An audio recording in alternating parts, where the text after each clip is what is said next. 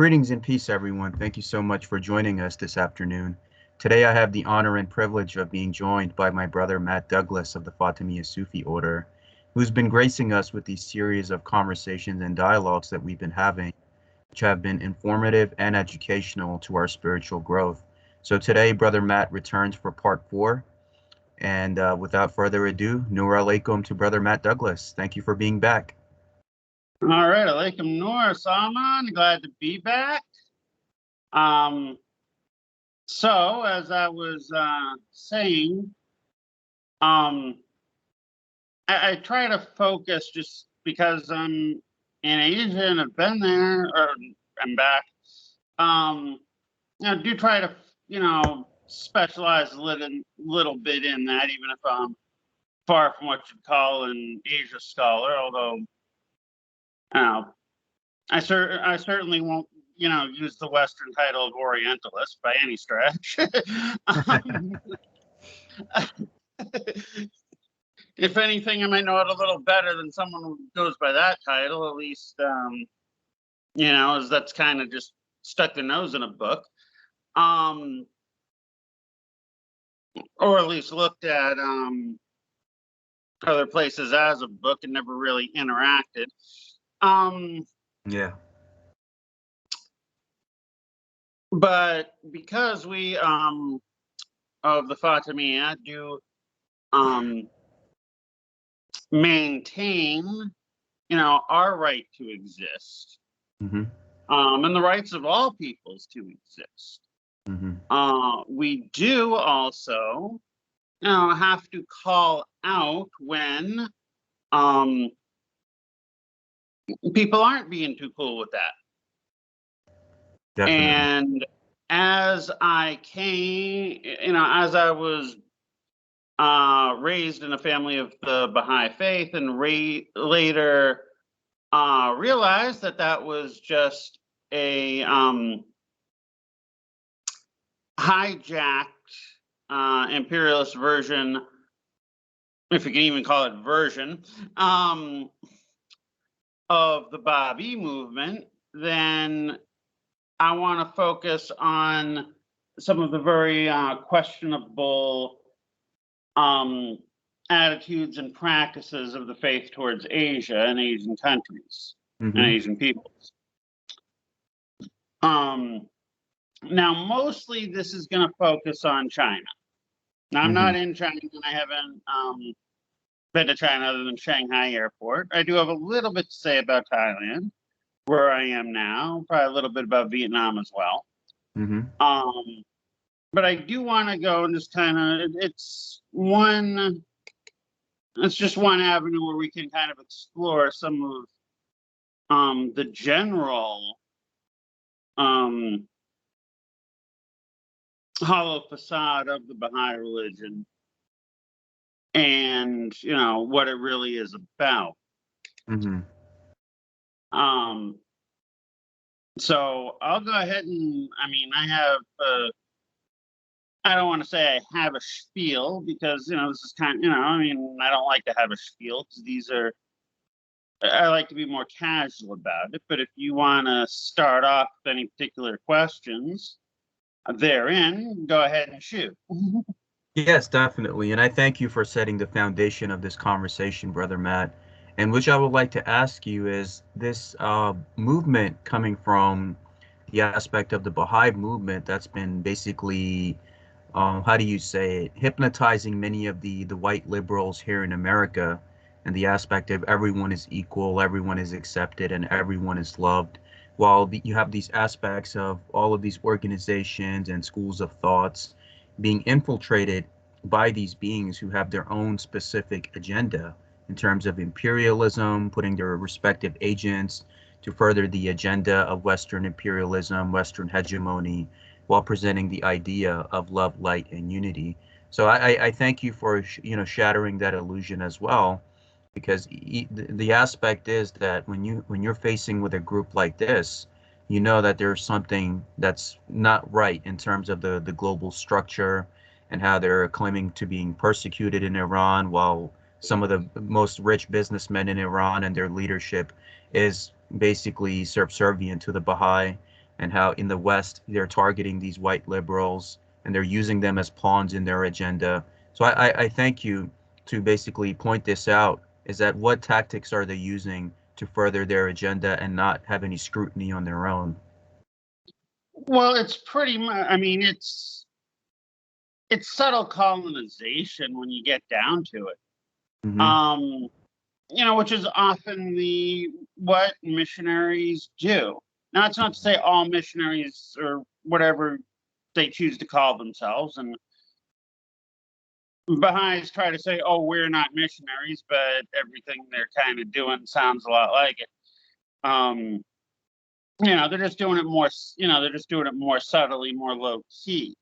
Now, Oh. you brought up the point of one point I want to make that kind of I think underscores how the values of the Baha'i faith are white. As you Mm-hmm. had brought up the idea of the oneness of humanity. Mm-hmm. It's only the whitey liberal, though, who finds this idea progressive and edgy. To anybody else, to the black and brown peoples of the world, to the Muslims of the world, Mm-hmm. this is like saying the sky is blue. No, duh. Right. It's only white folks who have been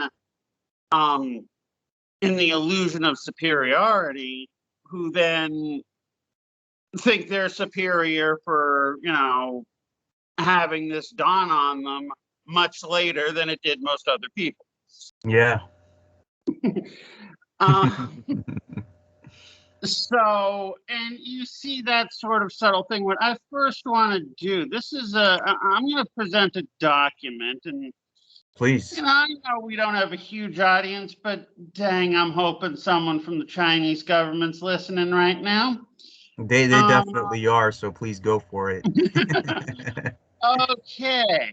Well, if not, we'll get, if some of our harassers don't back off, we'll get a little more aggressive and see to it that, a few folks from the Chinese government take a little look, Mm-hmm. But there's a document, it was prepared in 1992. You can find it online. I can actually send you the URL so you can put it up in the YouTube notes.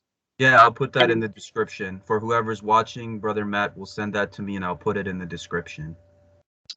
Yeah, okay. And there might be a few things I have you highlight. This will probably be the first one. It's actually from Bahá'íLibrary.com/pdf/China_guidance_Macau.pdf for those audio people. And, most of it seems kind of general, but on the very first page in the table of contents, Mm-hmm. it says, it's got like a table of contents, then it's got this boldened and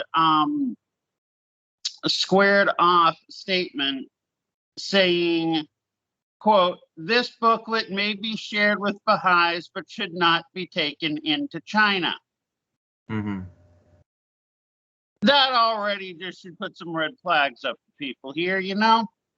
I mean, look, I realize in this audience because you have China that's rapidly growing and making great strides, and you have the West that doesn't like that. So, in a casual sample of our audience, we're going to have China lovers, China haters, and all in between. Even in our small audience, and sure. But regardless, I think that should be a red flag for anyone, really. I mean, I'm someone who does not see the U.S. government as being morally legitimate, given the fact that it belongs to the Native Americans and it was stolen from.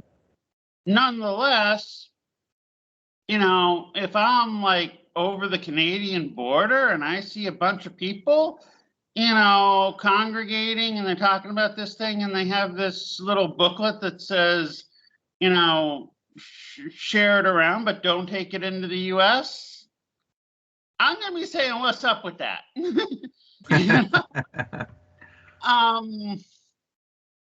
Now I'm going to read, this is actually, well, I'll read the words of Abbas, who was the successor to Mirza Hussein Ali Nuri, aka Bahá'u'lláh. He says, China, China, China, where the cause of Baha'u'lláh must march. What is that holy sanctified Baha'i to become the teacher of China? China has most great capability. The Chinese people are most simple-hearted and truth-seeking. The Baha'i teacher of the Chinese people must first be imbued with their spirit, know their sacred literature, study their national customs, and speak to them from their own standpoint and their own terminologies. He must entertain no thought of his own, but ever think of their spiritual welfare. In China, one can teach many souls and train and educate such divine personages that each one of them may become the bright candle of the world of humanity. Truly, I say the Chinese are free from any deceit and hypocrisies and are prompted with ideal motives.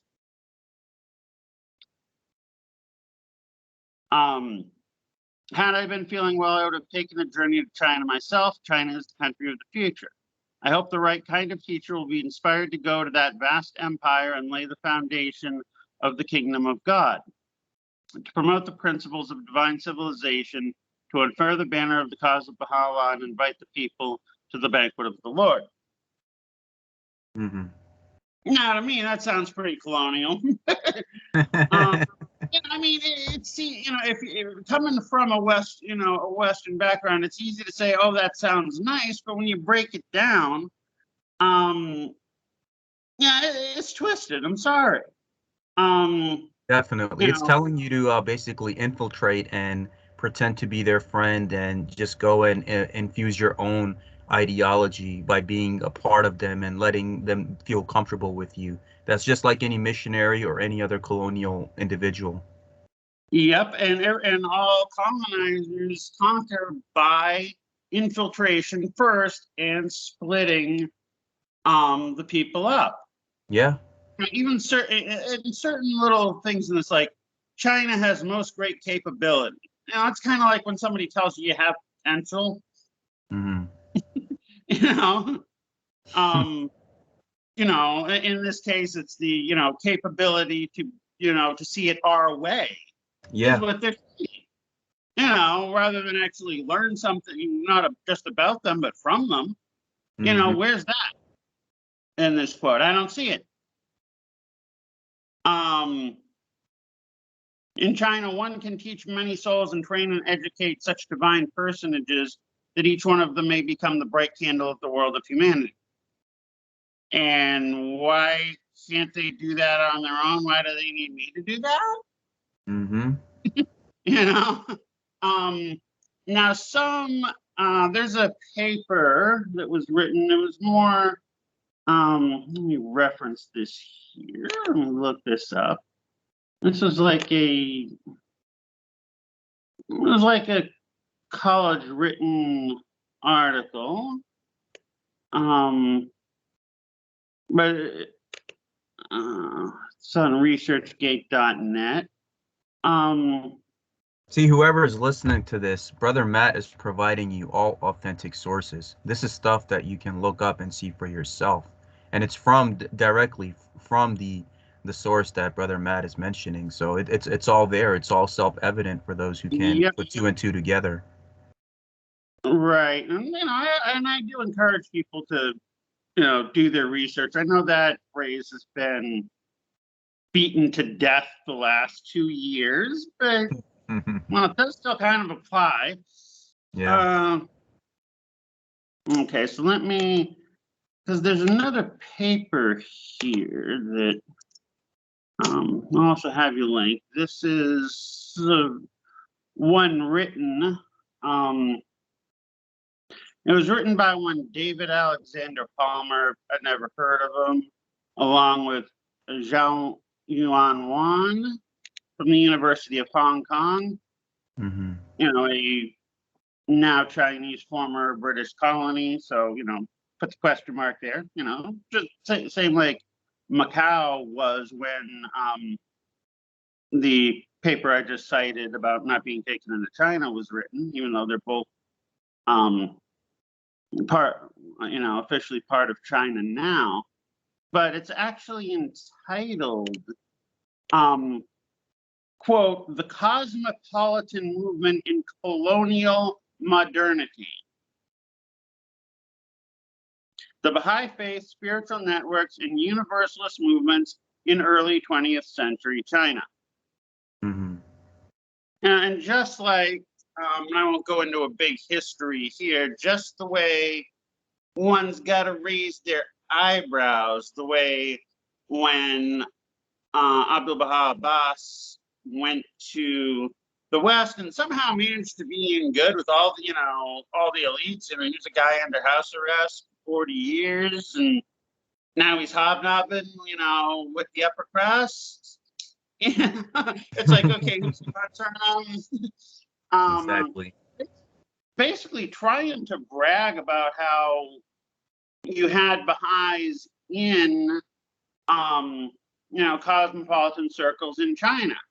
Never really mentions that it didn't, have much to appeal to, the bourgeoisie the way communism did. And gee, maybe that's why communism spread and the faith didn't. Hello. But one thing he tries to mention is that, that Abdu'l-Baha was progressive for his time because he called China the country of the future. Well, someone else also really praised, what China would become even 100 years before him, and that was Napoleon. So, first of all, he's not unique, but Napoleon is alleged to have said, "Let China sleep, for when she awakes, she will shake the earth." But Napoleon was at least cool enough to just let him be. Exactly. Whereas here is Abdu'l-Baha trying to initiate an infiltration. So when Napoleon seemed more progressive and peaceful than you might want to think about that. Exactly. So there's that. I'll send a link to that. I'm also gonna read a few things. I got a column up here. But I want to, during Shoghi Rabbani's time as leader of the faith, some of the things he said about China. This is actually mainly from a compilation of his called Japan Will Turn Ablaze. So here's the first one. "And as we survey in other fields the decline in the fortunes of royalty, whether in the years immediately preceding the Great War or after," he wrote this in 57, so we're probably talking about World War II here, "and contemplate the fate that has overtaken the Chinese Empire and observe the impotence of their fellow sovereigns and note the fear and trembling that has seized their thrones, may we not associate their plight with the opening passages of the Suri Maluk, which, in view of their momentous significance, I feel impelled to quote for a second time." I imagine this is a writing of Mirza Hussain Ali that he's quoting. "Fear God, O conquerors of kings, and suffer not yourself to be deprived of this most sublime grace. Set your heart towards the face of God and abandon that which your desires have been you to follow, and be not of those who perish. Ye examine not his cause," and then it has the bracket saying the Babs. I'm not too keen about that kind of appropriation, but that's a whole other subject that's been covered a little bit by me and a lot by Wahid already. So yes, I definitely. won't rate that point, at least not now. "When to do so had been better for you than all that the sun shineth upon could ye but perceive it. Beware that ye be not careless henceforth, as ye have been careless aforetime. My face hath come forth from the veils and shed its radiance upon all that is in heaven and on earth, and yet ye turn not towards him, capital H. Arise then and make amends for that which hath escaped you. If ye pay no heed unto the divine counsels which, in fearless and unequivocal language, we have revealed in this tablet, divine chastisement shall assail you from every direction, and the sentence of justice shall be pronounced against you.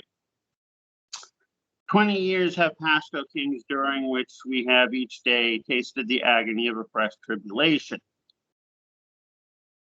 Though aware of most of our afflictions, ye nevertheless have failed to stay the hand of the aggressor. For is it not your clear duty to restrain the tyranny of the oppressor and deal equitably with your subjects, that your high sense of justice may be fully demonstrated to all mankind? Mm-hmm. Now, what I want to know is he's just chastising, Chinese leaders, and yet he's calling it completely an internal problem and making no mention whatsoever of what is often called the century of humiliation, where the British forced, the sale of opium into China, creating millions of junkies. That was the British's fault. Well, some Americans, including FDR's grandfather, was in on that. There is, although, we can definitely look at and give detailed analyses of, the competency or lack thereof of various leaders by throwing it all there and not on the colonization by the British Empire, the Opium Wars, etc. He's just setting up a big blame the victim scenario. Mm-hmm.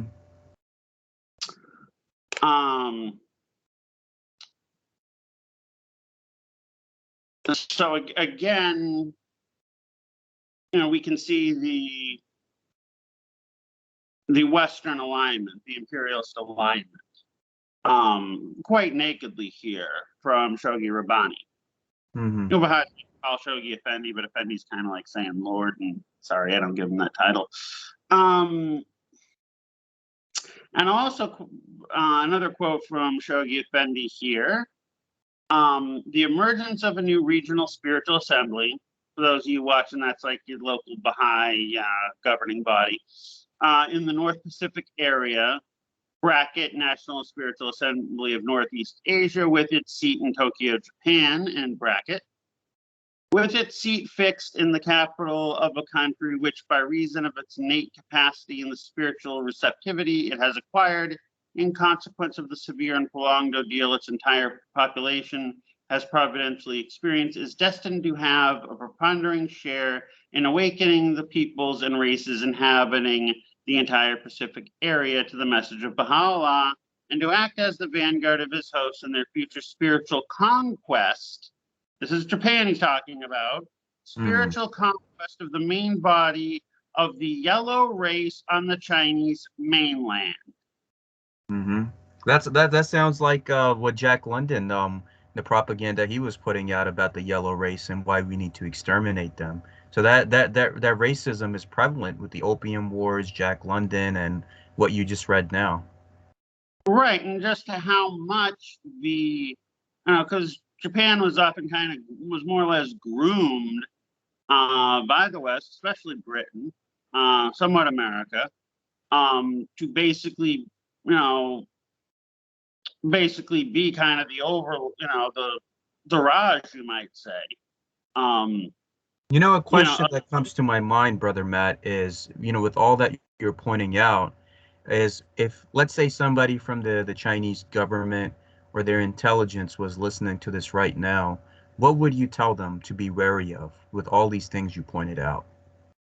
I'd have them be wary that, this is an infiltration operation. Mm-hmm. Now, what I'll say, not necessarily for the Chinese government, because I think they're smart enough to already know it, but so that the listening audience, yeah, understands, but that because a lot of people have accused us of making things dangerous for the Baha'is in Iran. So I'm sure we could probably get that making things dangerous for the Baha'is in China, kind of flack. But I think the Chinese government is, and any government in Asia or pretty much around the world, knows bloody well that people are people, and that when you have religion as a front for infiltration, for espionage, that you do have a lot of people who are not, who go there sincere, maybe not knowing any better, but who really aren't part of that. Yeah, I think exactly. China knows that. I think pretty much all the Asian governments know that.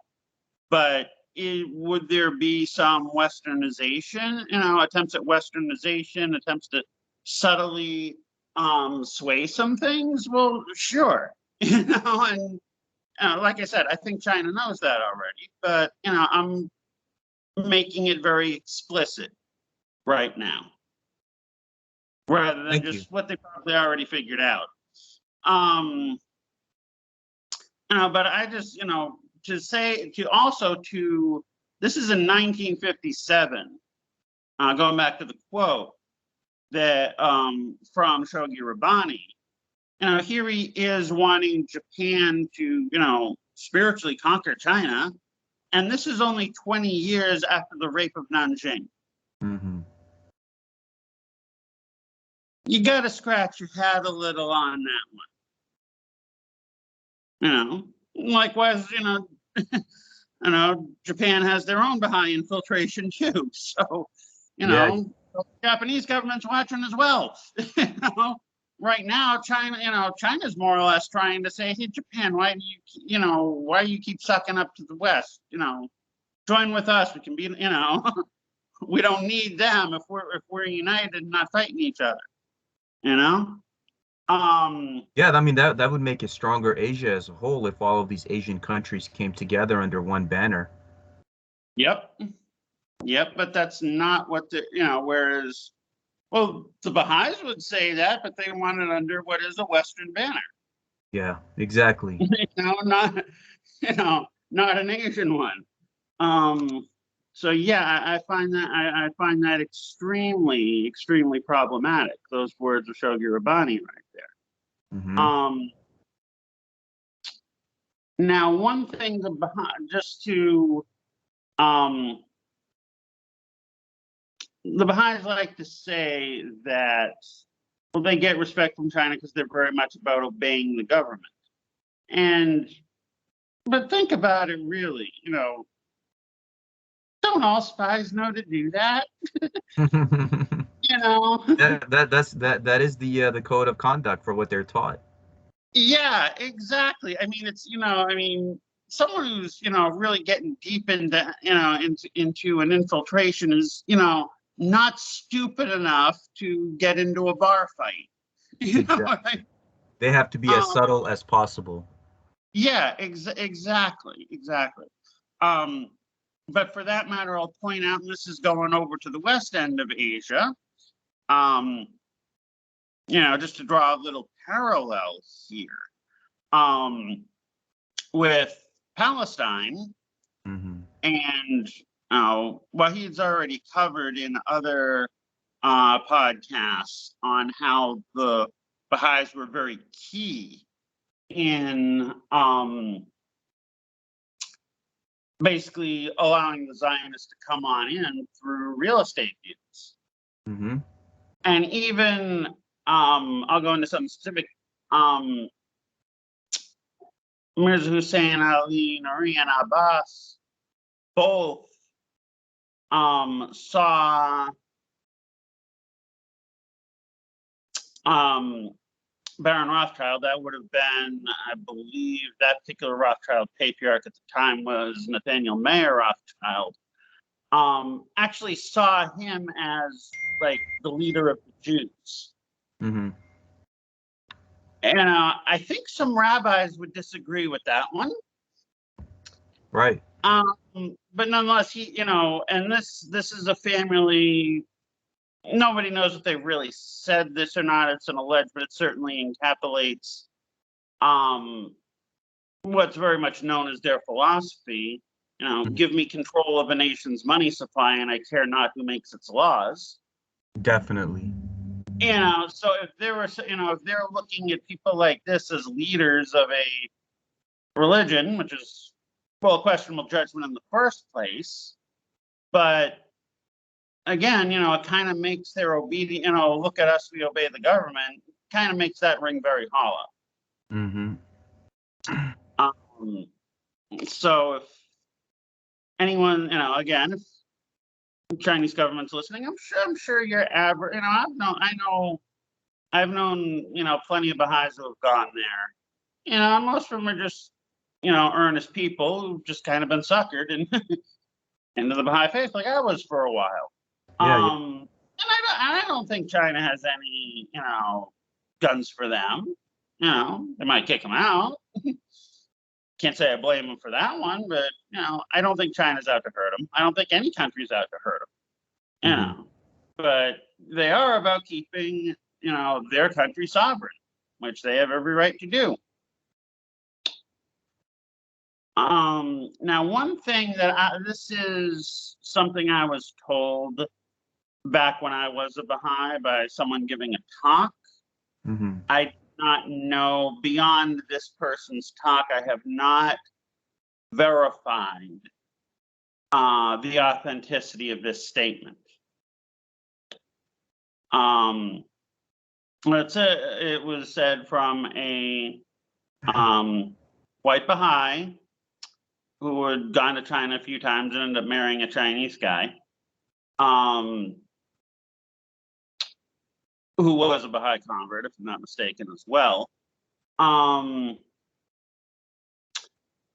That China had actually formed their own, like within the university system or something like that, their own institute for Baha'i studies. Just like they had, had one for Christian studies, Islamic studies, etc. They see, well, what's, what goods it offer us, etc. Which at least is calling the Baha'is out to make, on their own professed independent investigation of truth, like, okay, you believe this? Well, yeah, we're going to look at you on our way. Thank you very much. If that, in fact, is true. But what I would additionally say, since you talked about if the Chinese government's listening, well, I'm asserting right here, and you can, they can look up their own histories. There's plenty of links they can follow to Wahid's work on this about, as I said before, that the Baha'i faith was an imperialist hijacking of the Babi movement. So they can open, if they like to open up their own academic institutions to study a religion, by all means, open up one for bionic studies. Hey, we're still pretty small. We could use the help, getting things, I'm sure, that have access to plenty translators. Oh, definitely. And if all of the works of the Bab can be translated from Persian to English, I think that would be the greatest thing ever. Subi Azal's works, the Bab's works. Well, and into Chinese as well. And if any other governments are listening, Japan, Korea, Thailand, Vietnam, you name it, go for it. Yeah,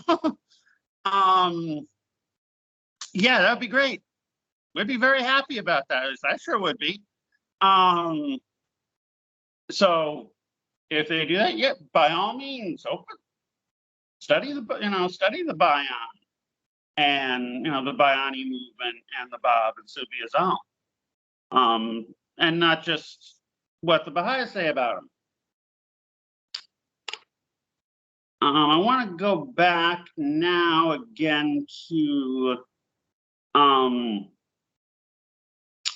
that document that you know, the one that should not be taken into China.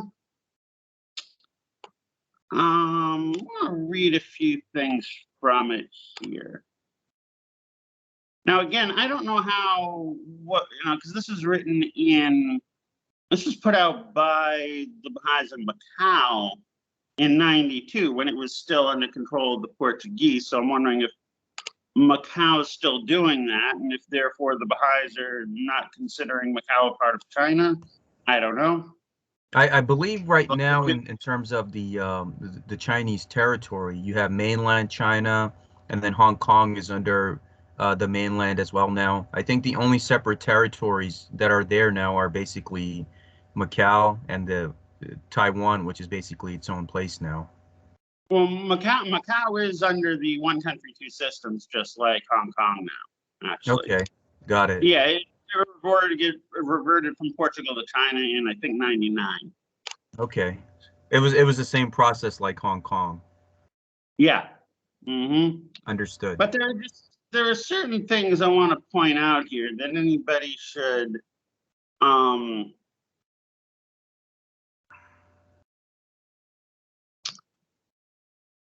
take a look at. Okay. When it talks about, I'm going down more towards the end of the document here.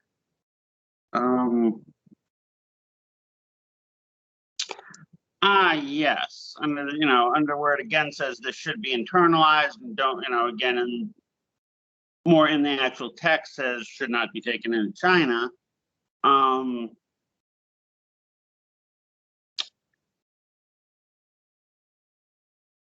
It says, okay, under the heading sharing Baha'u'llah's message in China, the citizens of China are, in general, very receptive to the teachings of Baha'u'lláh, and there is freedom to share the faith in the Chinese mainland so long it is kept on an individual one-to-one basis.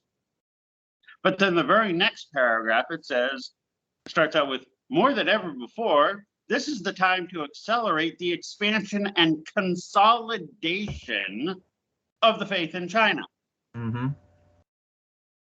Okay, so how do you consolidate if you're keeping things individual, one-on-one? I wanted to point that one out.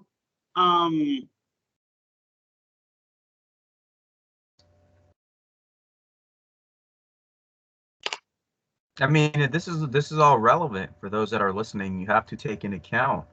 There was a similar story that I've been reading in this great book called Montauk, Book of the Living, which is by Peter Moon. And in there, he describes these people in southern Algeria in the Ahagar Mountains. They're known as the Blue People. And what they do is, like, they also dealt with many Europeans who tried to come and infiltrate their way of life and their culture.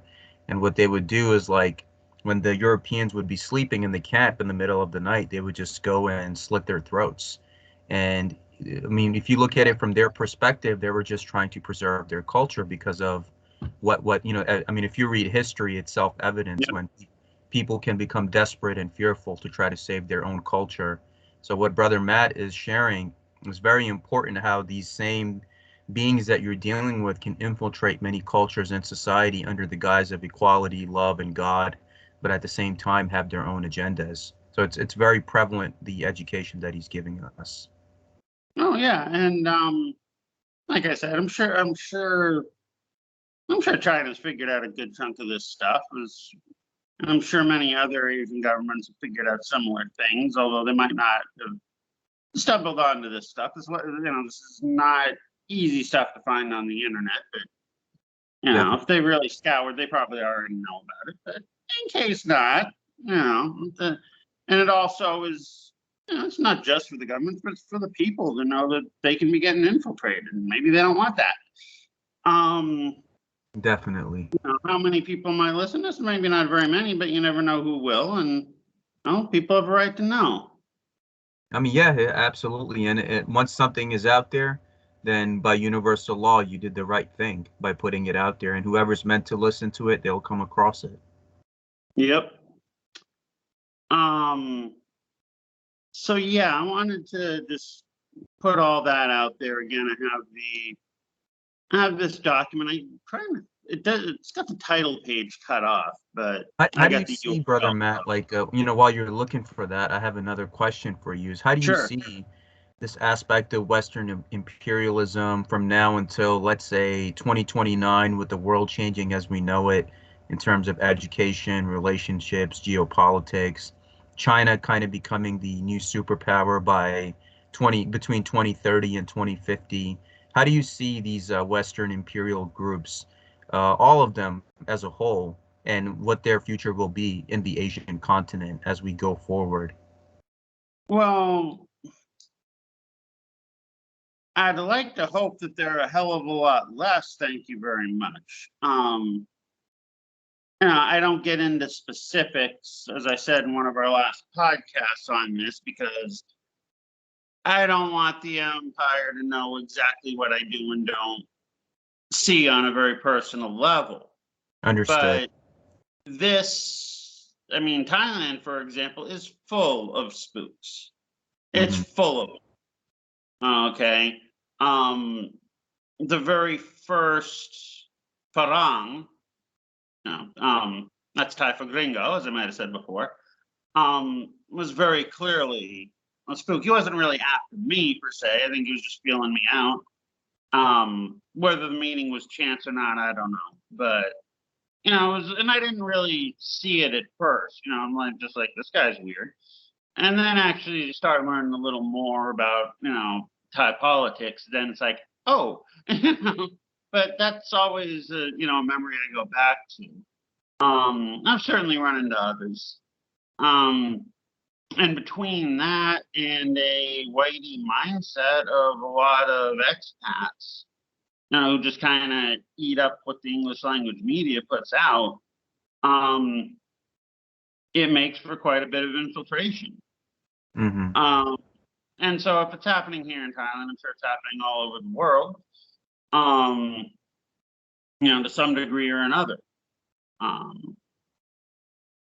Different countries, taking a look at how well China's contained COVID, I think they're probably pretty good at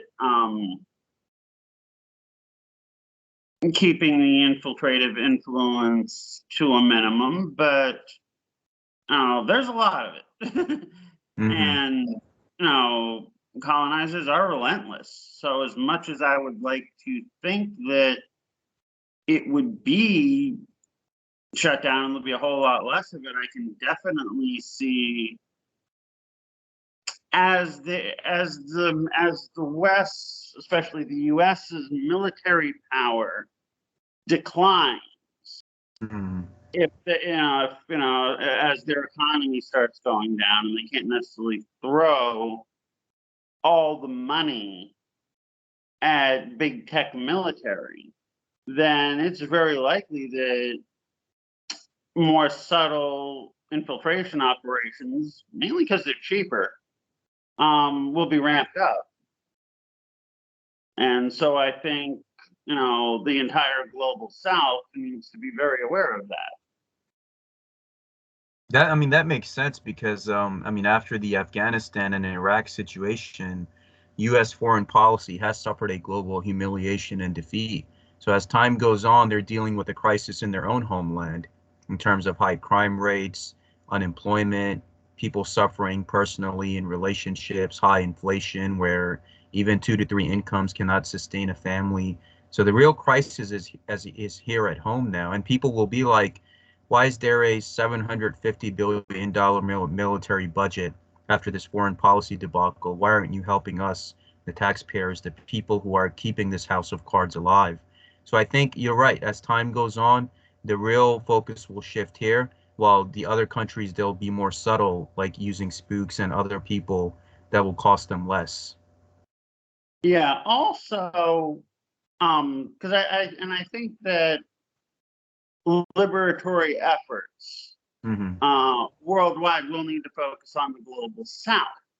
Yes. Because despite the fact, and this is, this is, I'm gonna rip off something a buddy of mine, an organization called Anti-Conquest, said.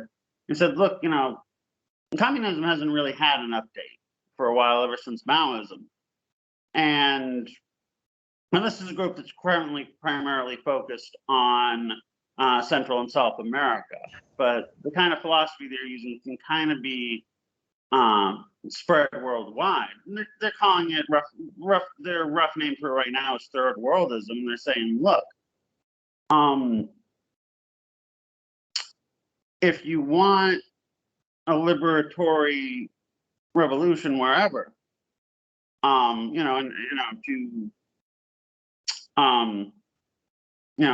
proletarian revolution, you really have to focus on the global south, because as long as the first world, quote unquote,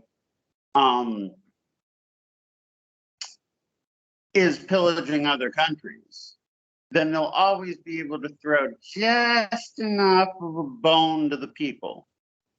Despite it getting worse and worse, they'll throw just enough of a bone to prevent, a revolution there.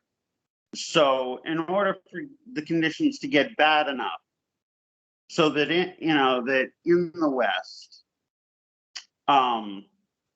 there is a proletarian revolution, you have to focus on the global south and cut, the focus needs to be geared into helping out those in the global south who want to cut off the parasitic relation with the West.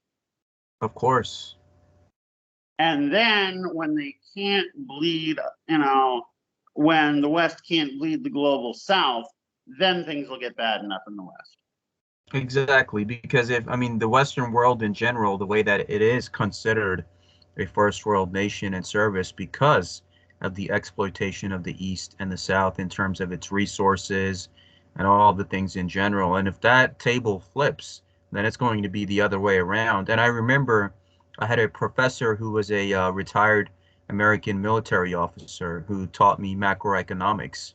And he said the next 10 years that I see the world going is the economic hub of the world is shifting from the West to Southeast Asia, because they're more educated, they're more disciplined in their culture, in their education and understanding, and their work ethic. And as we see, China and the East are on the rise again, and that's inevitable. As we see in the next 5 to 10 years, it's all going to happen. And I thank Brother Matt for confirming that from somebody who's actually been there. Yeah, I can. If you watch some of my other videos, and you can see some of my other stories on that. I'm sure there'll be more to come over the weeks, months, and years. A few more things I want to point out.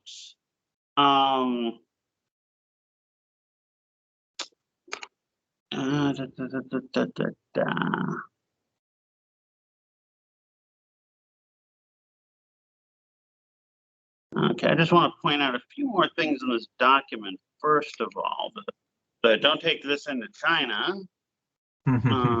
document. That's what I was looking for.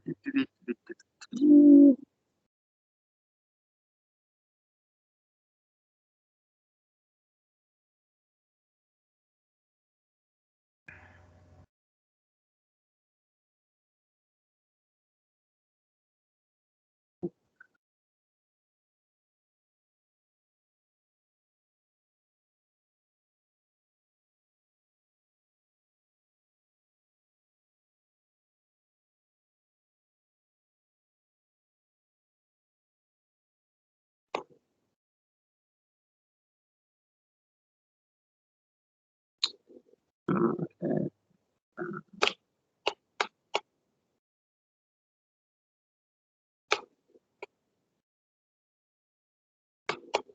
All right, hold on a sec. I'm looking for something. Oh, and for those that are listening, Brother Matt will send me the links for all of this stuff that he's Oh, referenced, and I'll put it in the description. all right. So, um,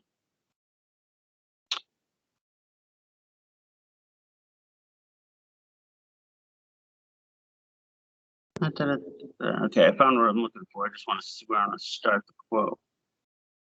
Okay, when it's talking about what they can present, it says further, it seems the topics which are closely linked to the needs of the social and economic development in China will be particularly appealing. Mm-hmm. I find that rather arrogant, given that China is, without the Baha'i faith, grown more than any other country in the last decade, the last 2 decades, the last 50 years. I Agreed. don't think they did. I. Hello. But then it says such topics include the role of education. Mm-hmm. Oh no, China doesn't have any education. Mm-hmm. Equality of men and women. Hello, Mao said women hold up half the sky. The importance of moral values. Mm-hmm. Yeah, Confucius said that thousands of years ago. Family life. They kicked out Falun Gong because it was destroying the families, you know. Yeah. Harmony, science, and religion.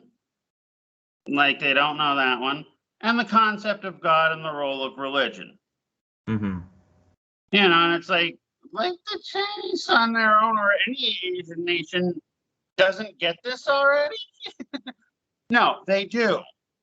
Um, Well, so I just, that's the reason why they're on the rise. yeah, they did it all on their own, and they're doing it sincerely rather than just giving lip service to it, Mm-hmm. the way the Baha'i faith does. I'm going to point out just a few other things now. I mean, I'm kind of near the end. What I wanted to present, I'm going to do a few small things on some other countries. I'm going to do just a brief thing on Thailand here, since that's where I am. What I came across, now there was something I found a couple years ago that I can't find again. If I do, you can edit the links in the attached to the video if I do manage to find it. But there was a quote.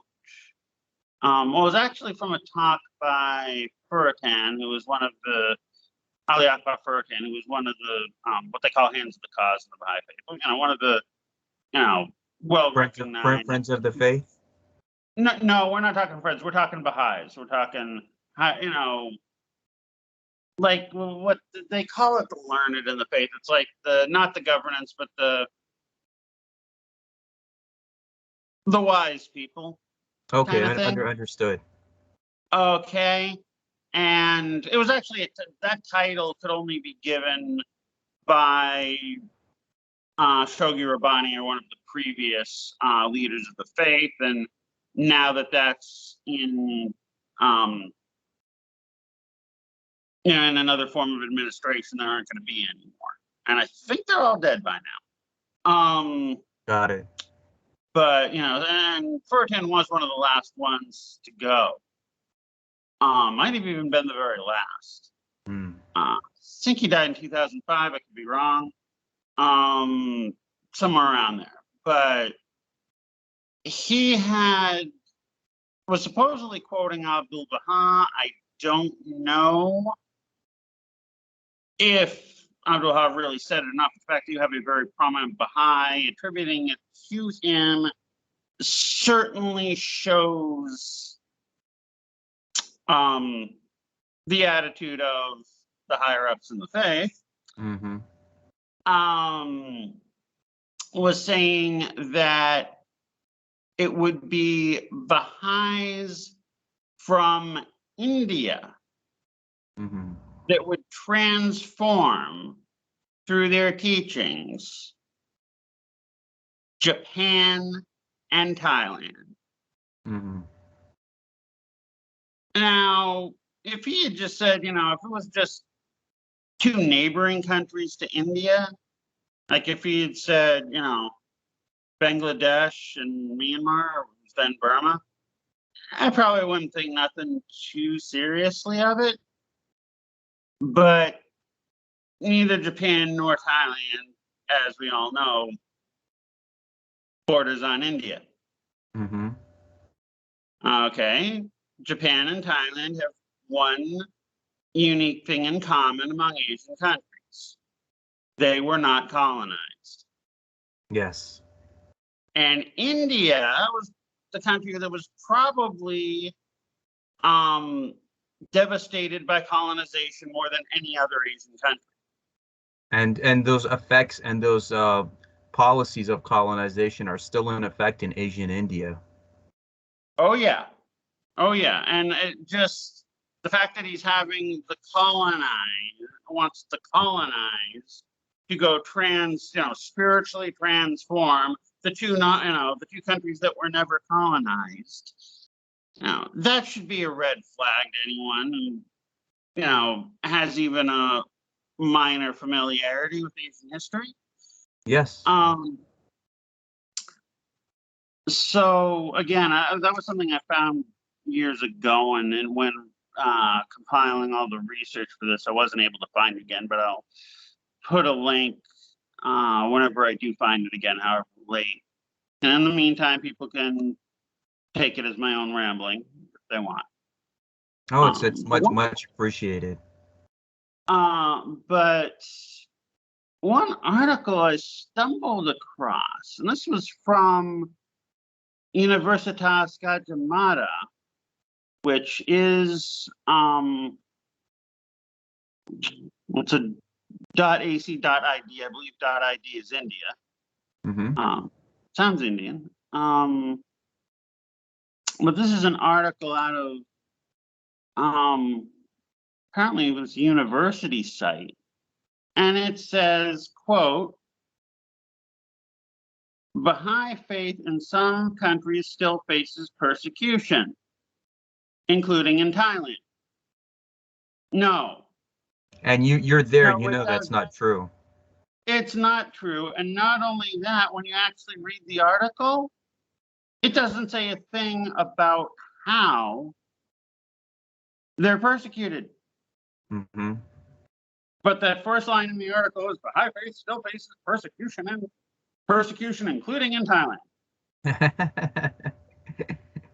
And then you read it, and it's just talking about someone, and you can, I don't know if it's the same article, but you can find, it's talking about a Baha'i school in Yasathon, which is in Isan.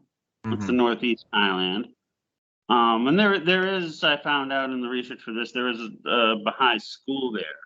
Although it kind of, the whole article, and then there's another collegiate paper on that, entitled, okay,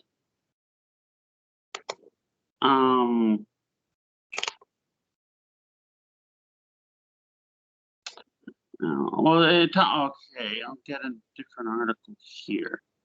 But it's like in the Baha'i, Western Baha'i rag, it talks about in Thailand a homegrown project to assist the neglected people.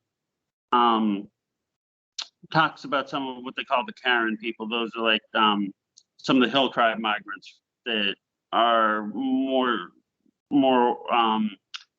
indigenous to like the Myanmar area. Mm-hmm. Hill tribe folks.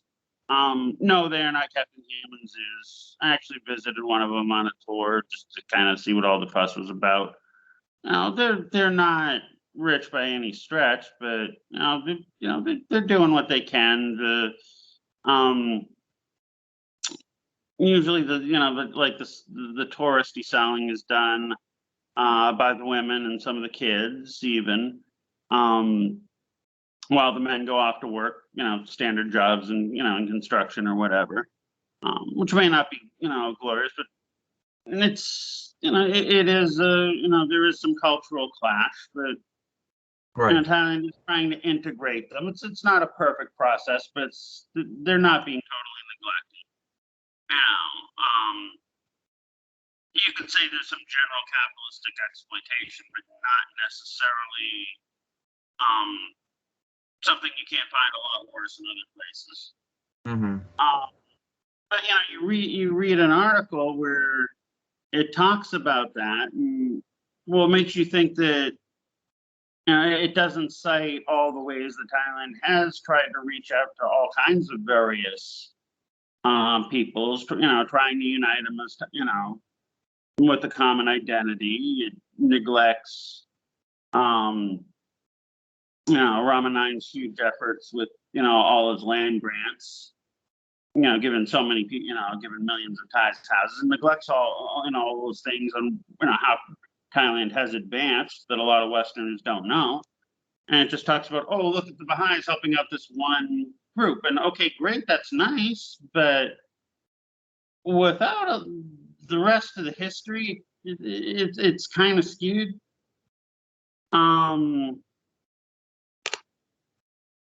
These are probably, these guys probably are, nice enough, sincere enough people here, but the reporting by the Western Baha'i institutions on it definitely has an imperialist drive to kind of try and make Thailand look bad, So I'm not too crazy about that. There's a paper actually written on it. It was actually written on some of these other efforts.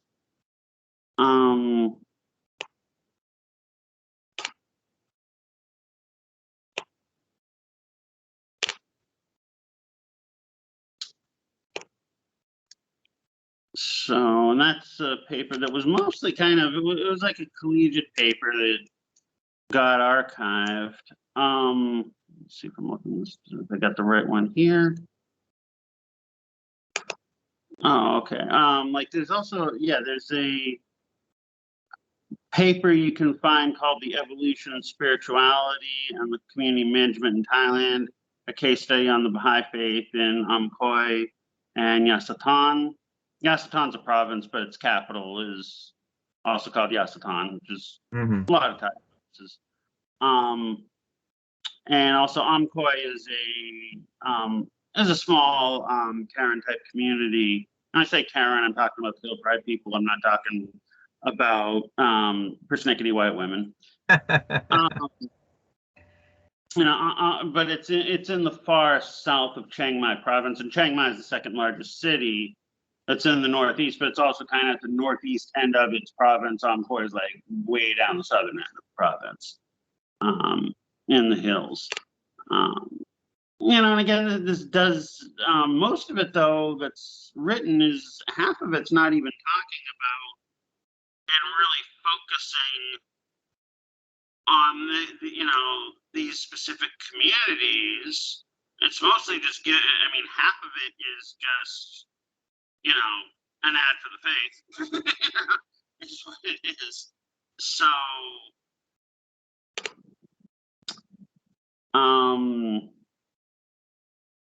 I think on that note, Brother Matt, this should be a good conclusion for part 4, and then we can pick this up on part 5 again. And of course, all the links you send me, I will put that in the description.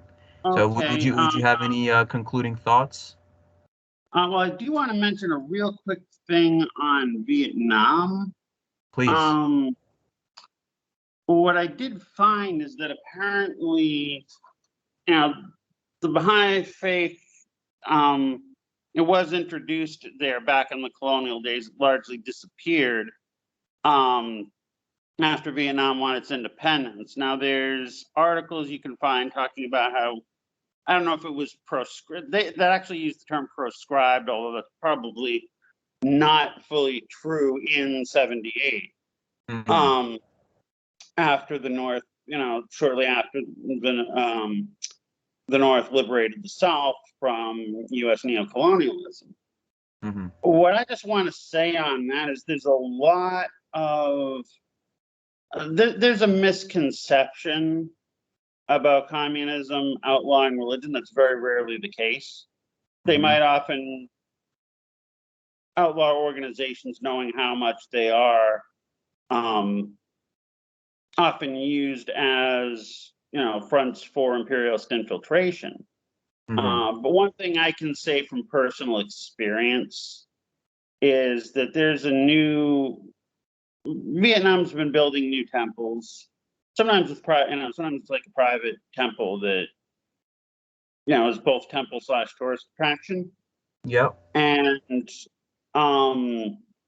one of the ones I was at on my last trip to Vietnam about 2.5 years ago actually shows several pictures of Uncle Ho Chi Minh, meeting with monks. And it looks like they're all kind of having a good time, talking.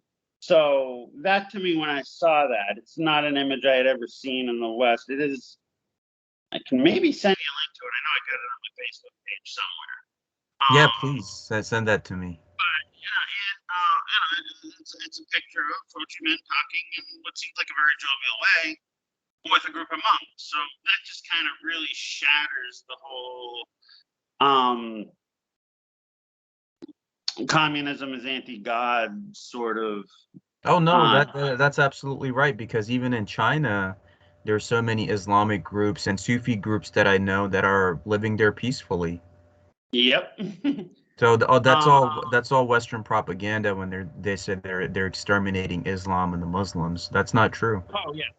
Oh yeah, totally. Well, I mean, on that, I've always been very doubtful of that. In addition to the propaganda, but like, especially with the Uyghur thing, it's like, okay, if this was really happening, why are we not getting all these stories of Uyghurs trying to flee into Afghanistan and Pakistan? It's not like if that were to happen, they'd just sit there and then you'd be seeing all these opinion pieces, or not opinion pieces, but like, articles of these survivor stories, but you don't hear any of that.